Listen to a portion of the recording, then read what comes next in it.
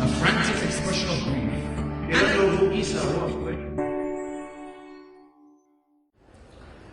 بسم الله الرحمن الرحيم.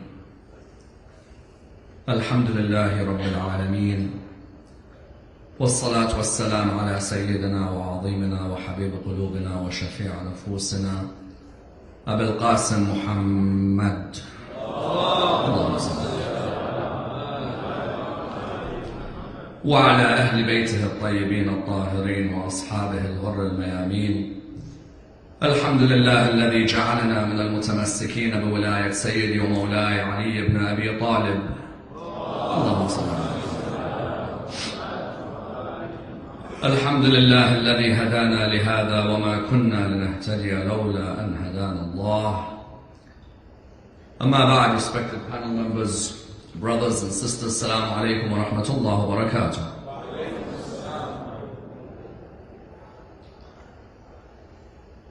The discussion concerning Ahl Al-Bayt in the eyes of non-Muslims is a discussion of fundamental importance in Islamic thought, and a discussion which requires a thorough examination, for it's a discussion which affects each and every one of our lives. A discussion from which many a lesson may be learnt and many an example may be derived, and indeed a discussion with a historical base and a contemporary significance. Whenever we look at any examination of the members of the household of the Holy Prophet, invariably, more often than not, the examination comes from a member of their religion. This would seem to be natural in the idea that the member of their religion would revere them. He'd look at them as icons, or indeed look at them as role models, or indeed he'd take them as exemplars in his life, or indeed in her life. You find that whenever we look at the biographies of Islamic personalities, many times we look through the lens of a member of the religion who's looking at a higher member of that religion. For example, we may use the works of a Muslim poet to look at a member of the household of the Prophet, or the works of a Muslim jurisprudent to look at the members of the household of the Prophet, or the works of a Muslim historian to look at the life of the members of the household of the Prophet. However, an area which is very much undervalued and an area very much underestimated is the way that non-Muslims have examined the biography of the members of the household of the Prophet. As I said, normally we look at the household of the Prophet through the eyes of Muslims. Yet unfortunately, an area which is very much underestimated is the number of non-Muslims who have been inspired by the members of the household of the Holy Prophet. The question we seek to ask is, what is it that inspired a person outside of the religion of Islam from these people who may have lived 1,000 years before them? What part of their principles inspired a person who may be a Christian to love Amir al-Mu'mineen, or who may be a Hindu to love Imam al-Hussein, or indeed maybe of the Jewish religion to love the Holy Prophet, or indeed maybe someone of the Buddhist religion but to love the supplications of Zayn al-Abidin? This area unfortunately hasn't been examined in the way it should be. And it's vital that we examine this area simply because of the fact that we live in an environment which is seen as being a cosmopolitan environment. An environment where our neighbor to our right may be a Hindu, our neighbor to our left may be a Christian, the person in front of us and the house occupied may be an atheist, and the one behind us may be a Sikh. Have any members of their religion ever been inspired by the life of the 14? Further than that, what of the life of the 14 has inspired these non-Muslims? Which anecdotes, which principles, which events allowed the non-Muslim to transcend the division of religion in order that they were able to take a humanitarian aspect from the life of the members of the household of the Prophet? Because unfortunately, we have cocooned Al-Muhammad only for our own religion. Instead of sharing them with the world, we only seek to share them with members of our own faith. When we talk about them, we talk about them as Muslim personalities, rather than as human personalities. We talk of them as Muslim role models, but we don't talk of them as human role models. This examination will seek to present a hypothesis that there needs to be a change in direction in the way the members of the household of the Prophet are viewed in this century, from rather than just being icons of the religion of Islam to being universal icons for every human being. I'm going to examine this in 3 stages. Number 1, how important is the espousing of the doctrine of social pluralism in order to ensure that Ahl Al-Bayt are known by non-Muslims? Number 2, which non-Muslim philosophers, academicians, historians, politicians were affected by Ahl Al-Bayt throughout the centuries?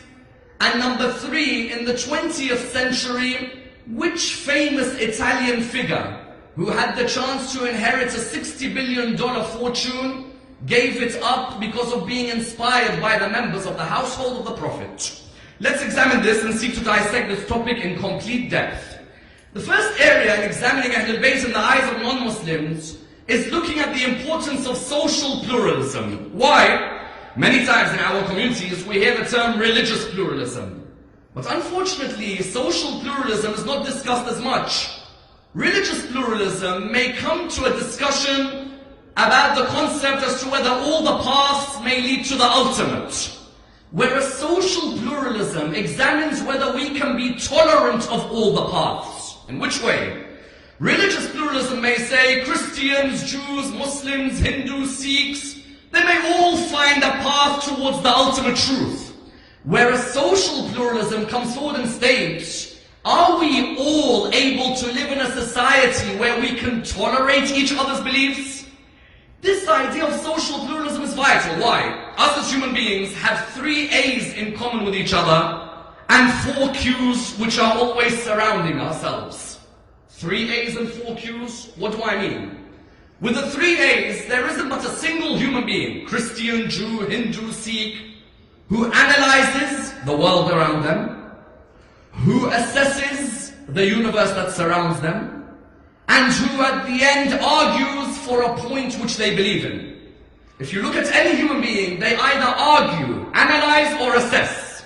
As in, there isn't a single human being on this earth, but that they may assess what surrounds them, analyze the doctrines that are around them, and then argue for them. Whether you're a Christian or a Jew, a Hindu or a Muslim, you'll go through a period of your life of assessing, arguing, and analyzing. At the same time, whether you're a Christian or Muslim, a Jew or a Hindu, a Buddhist or a Sikh, or even an atheist, there'll be 4 questions which you'll always ask. The first is a metaphysical question. The second is a cosmological question. The third is a psychological question. And the 4th is an ethical question. These 4 questions surround every human being, irrespective of the theology they've decided to take up in their lives.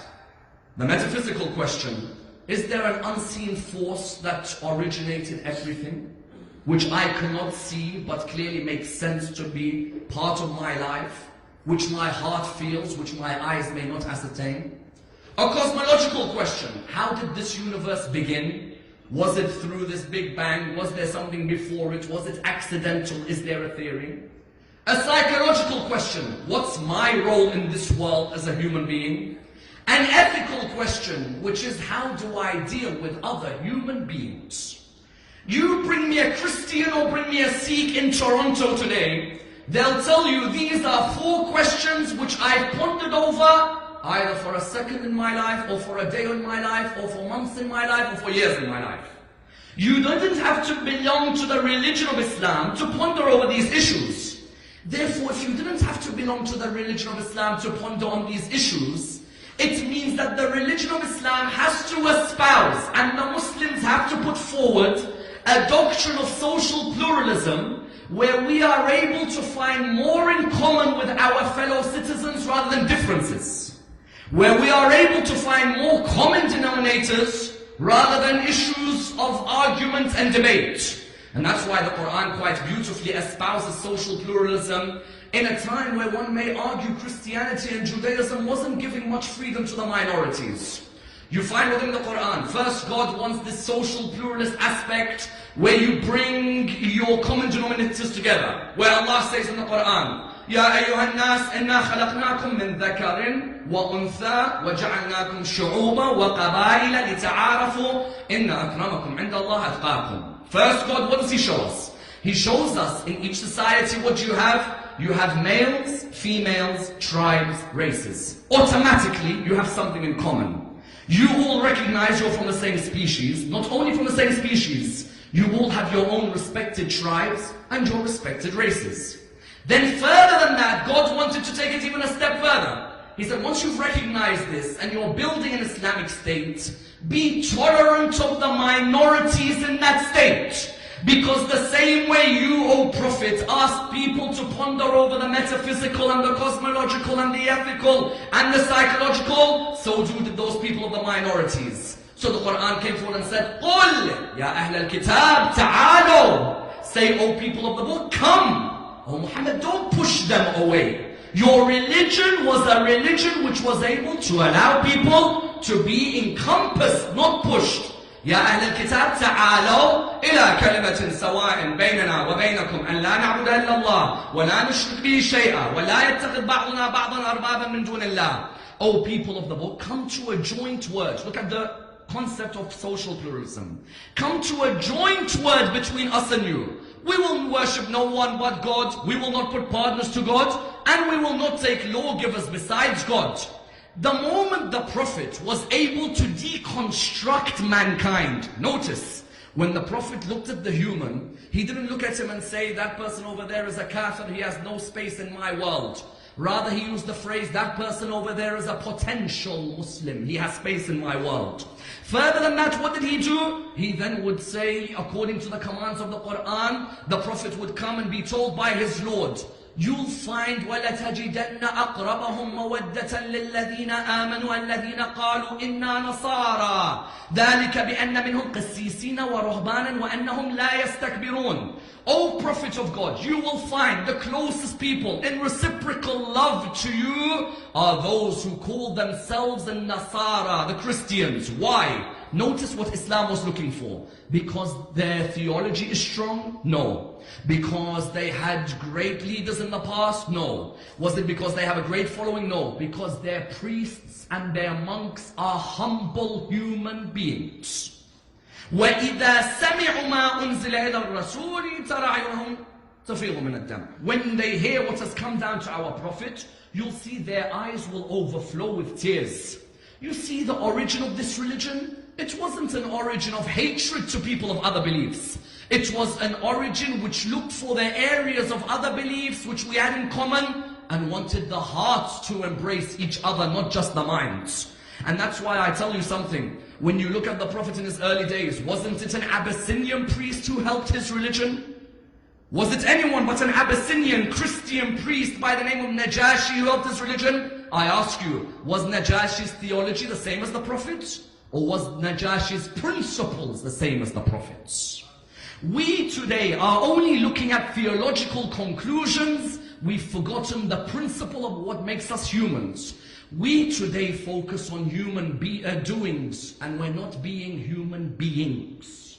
There's a difference. There's many human doings. Do this, do that. If he doesn't do that, he's not a Muslim. If he does that, he is a Muslim. If he doesn't do that, he's a kafir. If he does this, he's a Muslim. No. Focus on them being. The reason they were called human being is they still have potential to be. They have that ability to rise. And that's why the Prophet would tell those who surrounded him of the minorities, you're more than welcome to worship within your own churches. We as a religion don't have a problem. Rather, we as a religion want to welcome you to our beliefs. Do you remember when he takes Hassan and Hussein and Fatima and Ali to the Christians of Najran? Does he need to? Doesn't need to. He's got many great companions. He doesn't need to take his family members. But there was a small point being made in the undertone of the incident of Mubahala. It's as if Allah was saying, I want you to introduce these 5, not just to those people outside of this religion, but to any people outside of this religion. If Hassan is 6 or Hussein is 5 or Zainab is 4, if Ali and his wives are still in their youth, it does not matter. I'm taking these 5 not just for mubahala, but as a message to all of you that I want you one day to take these 5 and give them to the world as well. And that's why when we look at you look at the quotes of Ahl Al-Bayt, you'll find from the outset, they espouse a social pluralism which endeavors to bring tolerance. When Imam Amir al-Mu'mineen says, our enemies are not the Christians and the Jews, our enemies, our own ignorance. Look at that line. Phenomenal line. Ali ibn Abi Talib absolutely rips humanity back to its essence. He tells the Muslim, oh Muslim, you put the blame on the Christians and the Jews, they're not your enemies, it's your ignorance. Had you practiced this religion the way the Lord asked you, there wouldn't be a problem with any other faith. Rather, you're the one who's pushing people away. The same Amir al-Mu'mineen comes and says in other lines, oh mankind, he tells Malik al-Ashtar, know that the people of Egypt are of two types. They are either your brothers in faith or your equals in humanity. Again, the lines were lines of social pluralism. In other words, what were Ahl Al-Bayt saying? Give our words to anyone and you'll find that there'll be a society of tolerance if they apply them. And that's why if you were to take these words, look at the number of philosophers, historians, academicians, politicians who were affected by the household of the Prophet. They weren't of the religion of Islam, but the principles of the household affected them. Let's start, for example, let's start with the political world. Many times Gandhi is quoted for his reverence of Imam al-Hussein. But the first person Gandhi revered was the Prophet himself, then Imam al-Hussein. Unfortunately, on many occasions when you hear Gandhi's reverence, you only hear that Gandhi revered Imam al-Hussein. Go back to Gandhi's biography. Gandhi himself has a line where he says, many people say to me that Muhammad spread his religion by the sword. With this I disagree. It was his simplicity, his pledges, and how he would keep them, his devotion to his family and his friends that allowed Muhammad's religion to spread so far and wide. Then he said, listen to these lines, when I finished the second volume on the biography of the Prophet, and I realized the book was only made up of 2 volumes, I felt a sadness like I never felt in my life before. Imagine. But what's Gandhi saying here? Did he say that the Prophet is a great Prophet because of Salah, because of Sawm? No, look at the principles he's looking at. Pledges, and he kept them. He didn't let his people down when he made an oath with them. He didn't stab his people in the back. He wasn't treacherous with his people. Simplicity. He'd talk with the poorest man like Bilal, and he'd speak with the richest of his community like Mus'ab. Then devotion to family and friends. Did he ever seek to allow his friends to be let down? On the contrary, even when his friends were rude to him, you found Muhammad's heart was merciful back to them. Even when friends told him words which we don't want to bring, you'd still find him saying, oh Allah, forgive them for what they have said. Gandhi says, that to me is the Prophet. Don't tell me anything else. Tell me Muhammad's simplicity, I'll say to you, that's the religion I want to follow. Tell me his keeping of pledges, I want to follow that. Tell me devotion to family and friends, that's what I want to follow. Then he moves on to Imam Hussein. What does he say? He says, with Imam Hussein, I learned how to achieve victory while being oppressed through the lesson of Imam Hussein. Notice that Gandhi says, my first salt march, I took 72 people with me. Shall I tell you something, brothers and sisters? Do you know Obama was affected by Gandhi, and John Lennon's music was affected by Gandhi? And do you know that there are others like Luther King who were affected by Gandhi? And do you know that the UN General Assembly on October the 2nd says a non-violence day in honor of Gandhi? I tell you, if Obama learned from Gandhi, and Luther King learned from Gandhi, and you find Mandela learned from Gandhi, I ask you, who did Gandhi learn from? That's the point. The problem is when the Muslims speak of Gandhi, they don't relate the people to tell them, come back, let me tell you who Gandhi learned from.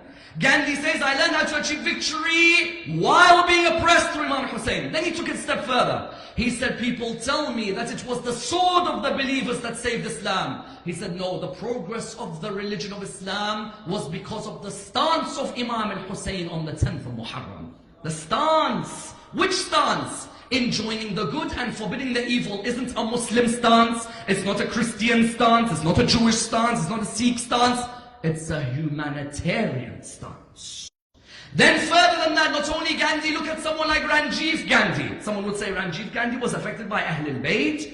Ranjiv Gandhi himself used to say, whenever a cabinet minister is brought into my cabinet in the new post, I would always say to him that the first thing I want you to do would be to read the letter of Imam Ali to Malik al-Ashtar and Nahj al-Balagha. You think he would say, no, I want you, for example, to be able to write the contracts, assess the meetings and so on? No. Read the letter of Ali to Malik and try and implement it as much as you can. Because in that letter, if we can achieve half of what Ali wants in a just government, our government will be remembered forever. Oh mankind, when you're in politics, oh Malik, have mercy on the people in the way you'd want Allah to have mercy on you. Forgive the people in the way you'd want Allah to forgive you. Oh Malik, do not employ those people who have been under despotic regimes into your government. Ranjiv Gandhi is a politician. Yet look at Ranjiv Gandhi in the world of politics. To him, only one man explains just governments, and that's Amir al-Mu'mineen. So you have, for example, in the world, and then Nehru, longest serving Prime Minister of India. Nehru says, when he said, when they asked him, who's affected you the most in your life? He said, Hussein, son of Ali, affected me more than any other human being. He said, what do you mean? That he replied by saying, Imam al-Hussein, his sacrifice at Karbala does not belong to a people.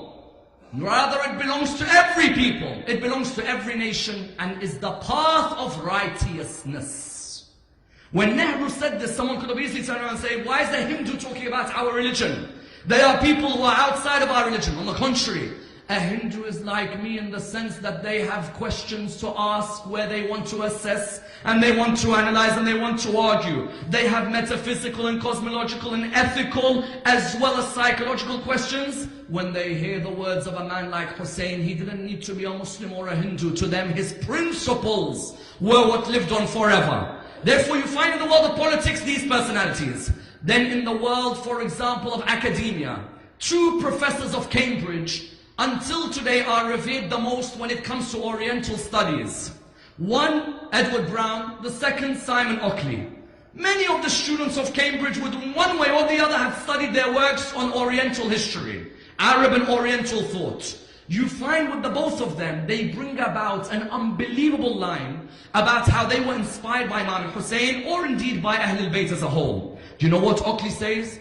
Oakley says 2 lines on the 10th of Muharram were enough to bring about a relationship between me and God. So they said to him, which 2 lines? He said, Hussein lies on the ground with arrows surrounding his body. He has no one to support him. You'd think he'd turn to God and say, why me? What have I done wrong to you? I haven't hurt anyone in my life. You'd think he may even doubt his Lord. You'd think he may even question whether his Lord exists, because some of us humans, one thing goes wrong and we start questioning. But he says, listen to him whispering to his Lord, oh my Lord, you are my confidence in all of my troubles, and you are my hope in all of my adversities. Look at those lines. You are my confidence in all my troubles, and my hope in all my adversity. He says, have you ever seen a man have such love at a moment when you would think the human would have hatred? But then Edward Gibbon takes it a step further, again inspired by Hussein. This is no disrespect meant to Rasulullah, to Amir al-Mu'mineen, but it's phenomenal how many non-Muslims Imam al-Hussein has meant something to them in their life, in the past and until today. Edward Gibbon, do you know what he says? Edward Brown, he comes forward and he says that in the killing of Imam al-Hussein, these lines are unbelievable because the apologetics in our community who constantly question our love and our expression of our love for Imam Hussein, listen to the lines of a professor at Cambridge. You'd think he'd be the first to say that, you know what, these people are barbaric honoring this man and the way they honor him. He says, no. He says the killing of Imam Hussein evokes in the most lukewarm and heedless human being the deepest emotion, a frantic expression of grief, an exaltation of the spirit, where pain, death, danger shrink into unconsidered trifles. Just listen to these lines. In the most lukewarm and heedless of people. Do you know what he meant by that? He said, bring me the riffraff of society, the uneducated, the ones with no emotion, the ones with no religion. Bring me all of them. I'll make you see that when they hear what's happened to Hussein, and the way he stood up against what happened, even them, it will evoke in them the deepest emotion. Then what? A frantic expression of grief. Please listen to those words. When people come and say, what's all these people, the Azadari, they're doing? They're going a bit crazy, these people. They haven't understood the love of Imam al-Hussein. We should channel it in a different way. I reply back to them by saying that on the contrary, that love for Abu Abdullah is a love which is part of a heat that will never subside. That this non-Muslim has turned around and said, I do understand if there's a frantic expression of grief. Because when you see a human who's so pure, but being so soft with his opposition and they still want to behead him, I can understand if a human shows frantic expression of grief. Then he says, where death, danger and pain, they shrink. Normally, if you were about to face death, you'd normally look at it and you're scared. Pain, you're scared. Danger, you're scared. How many human beings do you know when they saw death and they remembered Hussein, they didn't show any fear? Or when they saw danger and they remembered Hussein, there was no fear? Or when they saw pain and they remembered Hussein, there was no fear? So what does Edward Brown say? Edward Brown studied in Cambridge. I guarantee you, if I as a speaker, or any of the respected speakers here, who were sitting on the pulpit and said that, you know what, there's no problem showing a great expression of grief, people would say, look at these people, they're extreme. But when the head of Cambridge's Arabic and History Society says this, then suddenly people take notice. What does Brown say? He says, I'm not surprised because such a man's principles, they will express grief in this way. Therefore you find people from the world of academia, then people from the world of philosophy. Emerson, until today, is studied as one of the greatest 19th century philosophers. The transcendental movement and the individual thought of Emerson is still revered by many in America and indeed around the world today, to the extent that many philosophy students have to study Ralph Waldo Emerson and his thought. Emerson says, no man affected me in terms of his principles about how to understand God's sustenance like Ali, son of Abu Talib. Emerson. Who would have thought Emerson would have been affected in this way? Emerson says, Ali has one line to his son Hassan, which explains to me the whole meaning of rizq. You know rizq? Sustenance. He says, Ali says, oh my son Hassan, know that sustenance is of two types. There is a sustenance you run after and a sustenance it runs after you. Isn't that true? In our life, isn't there a sustenance we have to wake up at 7 in the morning for and go to sleep at 7 in the evening and come back home at 7 in the evening for? But then there's a sustenance which runs after us, which God has written.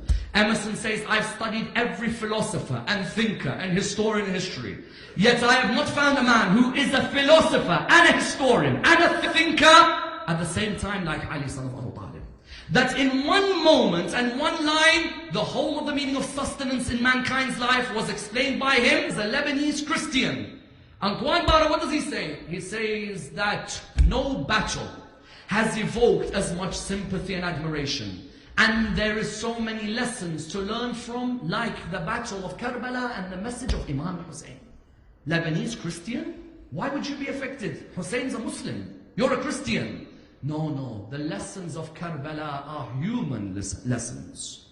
When Hur came back and asked for forgiveness, you never needed to be a Muslim to be affected by that conversation between him and Hussein. Did you? You could have been any religion, and to see the man who blocked the water from your path, and then you tell him, I forgive you, do not worry. You don't need to be a member of the religion of Islam. You can be any human being and learn about forgiveness from that one line. You see the way you give your sons away. You don't need to be a Muslim to learn the meaning of sacrifice. You don't need to be a Muslim to understand what it means to give water to a horse because a horse is thirsty. Aren't these all lessons for mankind? Antoine Barra says, I learned that there's not as many lessons to be learned in any battle but the battle of Karbala. What did we make Karbala today? How much can an audience cry is how great the speaker is. Didn't we? The greater the masa'ib, the more powerful the speaker. Yes, but how about 45 minutes of content, of humanitarian lessons, of lessons on intellect and ethics and theology and spirituality? No, it's Muharram. I don't want to hear these things. I want to cry. I haven't cried for a few months and things have been quite bad in life, so just make me cry. You find that what happened here, you find that when he got affected by Karbala, Antoine of the Christian faith was saying what? You Shia, you Muslims, all of you have got the lessons of Karbala. Focus on them, because these lessons are admirable lessons which every human in the world. And that's why you find someone in the world of literature like Charles Dickens saying, if Hussein went out for the world, why take his sisters? Why take his sons? Why take his nephews? He said Hussein's rise was a godly rise for the sake of the service of humanity.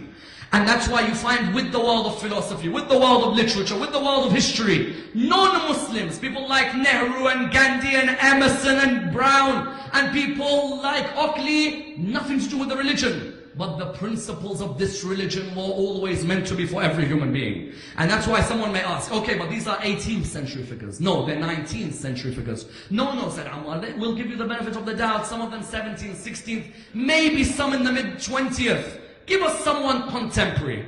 You know, I looked for someone contemporary last year when I was doing research as to whether a non-Muslim who lives a real fantastic material life would be affected by Ahl Al-Bayt. Gandhi didn't live a material life. He could be affected. Others didn't live a material life. Then I came across one person who left everything and more you could have in this world because of Ahl Al-Bayt and the principles of Ahl Al-Bayt. Imagine you're the inheritor to the dynasty which owns Lamborghini. It's not a bad life, is it? It's alright, I suppose. And, oh sorry, by the way, your dad also owns Ferrari. So, that's not bad as well. And Alfa Romeo and Fiat, the companies, are just side companies. You know, if anyone wants them, they're more than welcome. And you know all this Gucci and Prada and the houses of Dior and Vuitton? Yeah, his dad owns the buildings for them in Milan and Rome. It's alright. It would be useful. Further than that, the banks in Rome are all his dad's. And Juventus Football Club, the famous Juventus, that's his dad's side hobby. So the fortune he was going to inherit wasn't too much, it was only $60 billion. And someone will say, but would it be shared? No, it wouldn't, because he's the only son. So what was this dynasty called? The Agnelli dynasty in Italy. The Agnellis are the most powerful family in Italy. That's what they own. And sometimes if they're feeling bored, they may give one of those companies away to their friends. So sometimes you don't want your Ferrari, so you give them as birthday presents to friends. This Eduardo was his dad's beloved son. All he knows about is Catholicism, and he goes to study in Princeton. He's going to study religion and philosophy in Princeton. He comes across the Quran. When he comes across the Quran, he has never seen principles espoused ethically like the principles of the Quran. The principles about parents, and the principles about neighbors, and the principles about sons and daughters and family life, they have a profound effect on him. When he returns from Princeton to Rome, he wants to go to the Iranian embassy. Why? Because he hears that the great, and so on, grandson of the man who bought the Quran has just done a revolution in Iran. And he wants to go to the embassy. Why? Because the great, and so on, grandson has a purity in his face which has affected him. So he's wondered, if that's the purity 1,000 years later, then how was the purity of the ones he came from? So he went to the Iranian embassy on a Sunday. So he's knocked at the door, security guards come out. How can I help you? He says, I want to see the ambassador. He says to him, sorry, who are you? He says, tell him Eduardo Agnelli. So he goes to tell the ambassador, Mr. Iranian ambassador's just woken up that day. So he's like, tell him Sunday is my day off. So the security said to him, sir, it's Agnelli. So which Agnelli? He said, Agnelli. He said, as in Agnelli? He said, Agnelli. He said, Fiat, Agnelli, Alfa Romeo, Ferrari, Lamborghini, Juventus, all the banks, all the designers. Agnelli. He said, tell him we don't have any days off at this embassy. He's more than welcome to come inside. So when he came in, he said to him, why did you tell me the door was closed? He said, you know, it's a Sunday. He said, Allah's doors are always open. Agnelli tells the ambassador, Allah's doors are always open. And then he says to him, I want to ask you something. That Khomeini is from the line of the family of the Prophet? He said to him, yes. He said, and I read that they were 1,300 years back or so? He said, yes. He said, so if he's from the line, then how pure is the essence of that line? He said, I want to know more about the family. I've read in the Quran, but something alongside the Quran is missing. And surely it's the message of Ali and his sons that I want to adopt. They said to him, but Agnelli, what if your dad finds out? Your dad's from the hierarchy of Italy and a Catholic. He said, let all that wealth of the world go because I have the wealth of holding on to Hussein, son of Ali. Look at that line. I tell you, can we leave wealth like that? His dad disowned him. At the end, he was poverty stricken. He couldn't afford money to go from a taxi from one place to the other. Imagine. The son of that dynasty left all of this until a few years back. They said Eduardo Agnelli committed suicide because of a jumping off a bridge on his way to his dad's home. Suicide? As in when there's one inheritor to the royal throne, to that particular throne, it was suicide what he did? Ask anyone who saw him in Rome and also in Iran from the scholars who met him. They will all say to you that he kept in touch with us in Laylatul Qadr. He would read the dua in Muharram. He'd organize the majalis. He'd give money from himself regularly. But at the end, they couldn't take the fact that a member of their family may come out and say he's Muslim, and they finished him off completely. But what's the principle? Did Agnelli look at a group of Muslims who wanted to push him away? No. He looked at a purity of an Islamic belief where the principles of justice and rising against oppression and speaking out for the truth and the ethical values of the religion, that's what made Agnelli leave everything and come towards Islam. And that's why through a person like Agnelli teaches us a lesson that never ever think a non-Muslim cannot be affected by Ahl Al-Bayt. Show me a non-Muslim far away from Al Muhammad, but I'll show you the truth of Al Muhammad will reverberate in their hearts. And that's why the famous Hindu philosopher Dr. Krishnan, when he says in his lines, although Hussein died 1,300 years ago, the indestructible soul of Hussein still rules the hearts of many.